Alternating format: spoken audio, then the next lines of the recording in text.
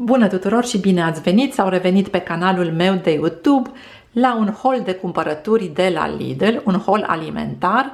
Stau acasă la Turda pentru o săptămână, deci câteva zile nu am cumpărat foarte multe lucruri din acest motiv. Pe tot ceea ce vedeți aici pe blatul din bucătărie am dat aproape 100 de lei, de fapt 97 de lei și 23 de bani.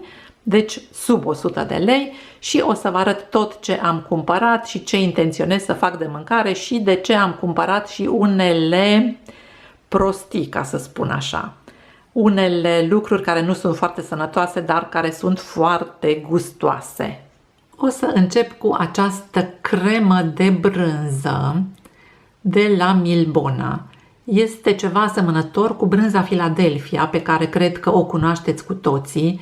Nu este chiar așa de bună, chiar așa de fină ca și Philadelphia, dar și prețul este corespunzător mai mic, este undeva la 40% față de prețul brânzei Philadelphia. Și din această cremă de brânză vreau să fac o pastă pe care am descoperit-o în Anglia, o pastă de brânză cu somon. Este o pastă care se vinde la magazinul Marks & Spencer și care este foarte, foarte bună și foarte ușor de făcut. Adică ce înseamnă asta? Se amestecă în blender cremă de brânză cu somon, cu bucățele de somon care se mărunțesc foarte, foarte fin acolo în blender. Am luat pachetul ăsta de 200 de grame, era un preț foarte bun, undeva în jur de 20 de lei, deci practic îți iese 100 de grame de somon la 10 lei, ceea ce este foarte bine. Și în crema asta de care vă spun e brânză cu somon, se poate pune și un pic de mărar, dacă vă place. Uneori pun, uneori nu pun, însă este un aperitiv absolut minunat dacă vă place gustul de pește. După aceea am luat o conservă, de fapt nu una, două conserve de roșii tocate, pentru că vreau să fac o tikka masala, un veggie tikka masala, deci o mâncare de post. Și nu mai aveam deloc roșii din astea tocate pe care le am tot timpul în frigider. După cum spuneam, am luat două conserve din astea. Sunt absolut minunate, le folosesc și la paste, le folosesc și la acest veggie tikka masala. În momentul în care voi o să vedeți videoul acesta cu cumpărăturile de la Lidl, eu probabil deja voi fi filmat și publicat rețeta ca să vedeți cum o fac. Pentru tikka masala este nevoie și de iaurt, însă fiind de post o să sar pastul ăsta. Am luat și două iaurturi. Iaurturile astea cu 3,5% grăsime le cumpăr de fiecare dată când mă duc la Lidl. Tot timpul le am în frigider. De fapt, astea două sunt două produse care nu îmi lipsesc niciodată din frigider. Roșiile tocate, iaurtul, ba nu, 3 produse. Al treilea produs care nu îmi lipsește niciodată din frigider este conserva de fasole boabe, fasole roșie. Asta îmi place mie în mod special. Revenind la rețeta mea de veggie tikka masala, deci tikka masala din vegetale, o să pun ciuperci, congelatele am, și am conserva asta pe care tot de la Lidl am luat-o de ceva vreme, de foarte multă vreme cred, și am tot amânat să o folosesc și o să expire în curând, adică după cum scrie pe capac în 30 iunie 2025, deci trebuie să o folosesc. Sunt niște muguri de bambus feliați și o să pun așadar ciupercile congelate, acești muguri de bambus feliați. Nu am luat acum conserva asta, cred că asta a fost cumpărată în săptămâna asiatică și nu se mai găsesc în oferta permanentă, deci doar atunci în săptămâna asiatică o putem cumpăra. Și în tikka masala o să pun și niște feliuțe de ardei roșu, ceapă prăjită și cam atât. Cu sosul o să fac sosul de roșii din conserva asta de roșii tocate. Am cumpărat și o plasă de lămâi, o plasă. Sunt de fapt 4 lămâi cu coaja netratată, din care o să îmi fac limonadă. pentru că a venit într-un fel, a venit vara și limonada este nelipsită din dieta mea. Îmi fac limonadă cu lămâi și miere și cu apă minerală sau apă plată, nu neapărat apă minerală, dar întotdeauna cu miere. Și dacă tot vorbim de băuturi răcoritoare, inevitabil am cumpărat și o sticlă de sirop de la brandul Cămara Noastră. De data asta am luat sirop de afine pentru că de zmeură nu era, dar oricum astea două sunt preferatele mele, afine și zmeură. Siropul de fructe de pădure nu este chiar pe gustul meu, iar cel de vișine mi se pare că nu are o aromă prea puternică, așadar am luat o sticlă de sirop de afine pe care o să îl deschid, o să îl încep și o să-l las în frigider pentru că ăsta nu se strică. Apoi o cutie de orez prefiert, 4 porții ambalate individual.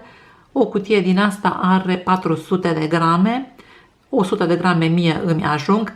Îmi trebuie orez pentru tikka masala, pentru că orezul este obligatoriu, nu se poate mânca tikka masala cu pâine, ar fi așa cel puțin ciudat. Nu știu de ce am luat orez din acesta prefiert ambalat în pungulițe, pentru că mie mi iese foarte bine orezul fiert și niciodată nu mi se lipesc boabele unele de altele. Am o rețetă care o pun în aplicare de fiecare dată și îmi iese foarte bine, dar dacă nu ați cumpărat niciodată și vreți să vedeți cum arată pungulițele astea de orez, o să desfac cutia.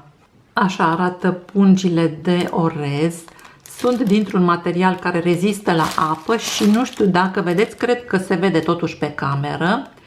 Sunt perforate, au niște găurele prin care intră apa.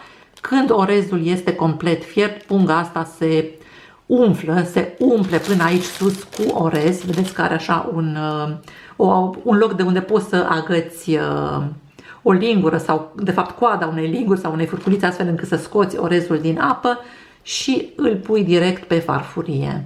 Este o soluție foarte simplă, foarte rapidă, mai ales atunci când nu sunteți foarte mulți la masă. Pentru o persoană sau chiar și pentru 2 persoane aș zice că ajunge orezul acesta.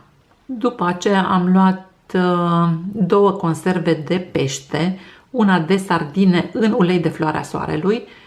Cu sardinele astea o să fac o pastă de pește, dar nu acum, nu cred că o să mai apuc să mănânc, însă astea nu se strică în frigider și nu vreau să pățesc și data viitoare să găsesc atunci când vin acasă, o să lipsesc mai mult timp, vreo lună, poate o lună și ceva, frigiderul complet gol. Astea sunt totdeauna binevenite și este bine să le am în frigider. Mie cel puțin îmi face plăcere, îmi dă așa un sentiment de siguranță. Și am luat și o conservă de filet de herring în sos tomat.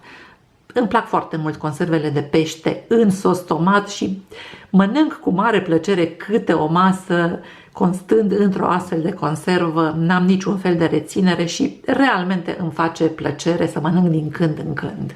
Apoi am luat fructe uscate, adică am luat aici prune uscate. Cred că tuturor ne plac prunele uscate, sunt așa de dulci și așa de hrănitoare. Și am luat o pungă de curmale fără sâmburi. Sunt cele mai bune curmale care există pe piața românească la ora actuală, cel puțin mie așa mi se pare. Curmalele astea de la brandul Alesto pe care îl găsesc în Lidl. Mi se pare foarte curios cum de sunt curmalele mult mai ieftine decât prunele. Gramajul este același, 200 de grame. Da, 200 de grame au și curmalele, 200 de grame au și prunele și totuși curmalele sunt undeva în jur de 5 lei, dacă nu uit o să pun prețurile pe ecran, iar prunele sunt undeva la 7 lei sau poate chiar 8 lei. Sunt un desert delicios, mai ales în zilele de post și nu conțin zahăr adăugat, adică este doar zahărul care se găsește în mod natural în fructe. În schimb, se găsește zahăr adăugat în aceste biscuiți Antonia, care de fapt sunt biscuiți Eugenia. Toată lumea știe sub denumirea de Eugenia. Am luat câte bucăți am luat? 6 bucăți am luat. Am luat și ca să am o gustare atunci când mă voi întoarce cu trenul la București, pentru că trebuie să mănânc ceva și în tren. Și am luat și să rămână acasă și astea o să stea în bufet mult și bine dacă nu apuc să le mănânc pe toate până o să plec. Și tot cu gândul la călătoria cu trenul am luat și o pungă de chipsuri, fără niciun fel de arome, doar sărate. Snack Day cred că este un brand care se găsește doar la Lidl, presupun că este tot o marcă proprie a acestui lanț de magazine. În orice caz, mie chipsurile astea îmi plac pentru că nu sunt nici foarte sărate și nici foarte aromate. Câteodată când cumpăr de la branduri celebre, mi se pare că au chipsurile o aromă mult prea intensă și parcă mă deranjează, parcă îți vine să bei prea multă apă sau prea mult suc după chipsuri. Da, știu că nu este o gustare foarte sănătoasă, dar în schimb este foarte gustoasă și din când în când merge. Iar ultimul lucru pe care o să vi-l arăt eu în acest hol de cumpărături este un pachet de gumă Orbit fără zahăr. Zice că este bine să mesteci o gumă din asta după ce ai mâncat. Îți mai adună impuritățile de pe dinți și restabilește cumva pH-ul salivei și al cavității bucale, astfel încât să fii cât mai ferit de carii. Știu că nu este foarte politicos, foarte elegant să mănânci în public, adică nu să mănânci, să mesteci gumă în public, dar vă spun, am luat guma asta tot cu gândul de a o avea în tren. Și sper că v-am arătat tot ce am cumpărat. Nu mai țin minte exact pentru că m-am întrerupt în timpul filmării, a sunat un curier și a trebuit să cobor în fața blocului după pachet, dar cred totuși că v-am prezentat toate produsele pe care le-am cumpărat eu azi de la Lidl. V-am spus, aceste cumpărături au costat 97 de lei, deci aproape 100 de lei și zic eu că am cumpărat destul de multe. Acesta a fost filmulețul de astăzi, cumpărăturile mele de la Lidl în valoare de 100 de lei. Dacă v-a plăcut acest video, m-aș bucura să dați un like, m-aș bucura și să aud că v-am inspirat și că v-am dat idei. Dacă vă abonați la canalul meu de YouTube, de asemenea m-aș bucura foarte tare, cum m-aș bucura și să mă urmăriți pe Instagram pe contul ioanaspune.ro, iar până data viitoare să auzim numai de bine.